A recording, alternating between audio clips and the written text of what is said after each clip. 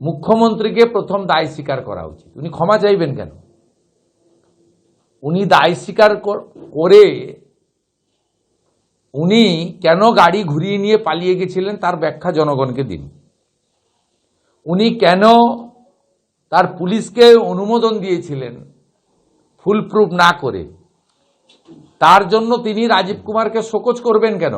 রাজীব কুমারকে এবং বিধাননগরের সিপিকে বরখাস্ত কেন করছেন না? ডিপার্টমেন্টাল সাসপেনশন কেন করছেন না? কারণ রাজীব কুমার তো অ্যাক্টিং ডিজি, কিন্তু পার্মানেন্ট ডিজি নয়। তাকে কেন সরাচ্ছেন না? দ্বিতীয়ত, ক্রীড়ামন্ত্রী অরূপ বিশ্বাস তিনি একটা দপ্তরের মন্ত্রী নন, তিনি বিদ্যুৎ এবং আবাসন দপ্তরেরও মন্ত্রী।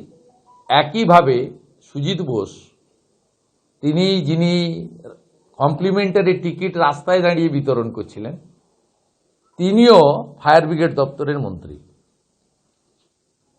তাদের মন্ত্রিসভা থেকে বরখাস্ত করে তদন্তের মুখোমুখি হওয়ার নির্দেশ কেন দিচ্ছেন না?